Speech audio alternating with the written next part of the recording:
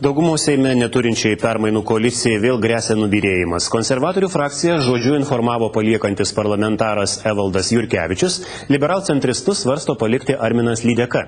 Aurelijaus Griškevičiaus reportažas. 4 partijų permainų koalicija Seime turi 70 narių, tačiau keletas graso išeiti. Didžiausia frakcija konservatorius krikščionis demokratus žodžiu informavo paliksęs Evaldas Jurkevičius, esą todėl, kad sprendimai priimami be diskusijų. Kalba apie laiko stoką ir apie darbą lyg tai naktį, tai aš galiu pasakyti, vardan Lietuvos galima ir naktį ir nevalgius dirbti. Bet reikia darbą atlikti taip, kaip priklauso.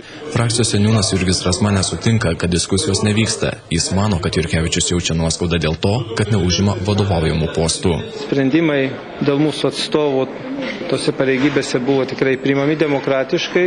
Kiekvienas frakcijos narys galėjo pretenduoti, vyko balsavimai, tai čia iš tikrųjų nuoskaudų kaip ir neturėtų būti, kad kažkas buvo dirbtinai nustumiamas ar neleidžiama pretenduoti. Pasiaiškinsim dėl visko, dėl tų klausimų, kurie jam atrodo kaip galimi spręsti kitaip ir dėl to jos skelbiamų diskusijų stygiaus, su kuo aš nenorėčiau sutikti. Nubyrėti gali ir liberalcentristai. Arminas Lydeka iki rudens nuspręs, ar likti pas liberalcentristus, ar pereiti į liberalų sąjūdį. Ne viskas man patinka mūsų frakcijoje, ne viskas man patinka mūsų partijoje, tačiau tai jokių būdų nereiškia, kad aš esu priėmęs sprendimą.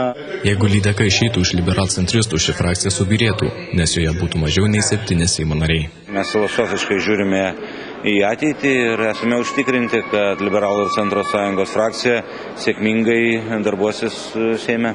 Premjeras Andrius Kubilius iš Olandų ambasadoriaus priima futbolo rinktinės atributiką, o į klausimus apie permainų koaliciją neatsakinėja. Premjerė, ką darysite su koalicija? Šiandien nenumatyti premjero kontaktai su žiniasklaida. Iki rudens sesijos permainų koalicija tikisi prisivilioti pavienių opozicionierių, kurie sustiprintų koaliciją. Aurelijus Griškevičius, Ramunė Banzinė, Vaidas Greičiūnas, LNK žinios.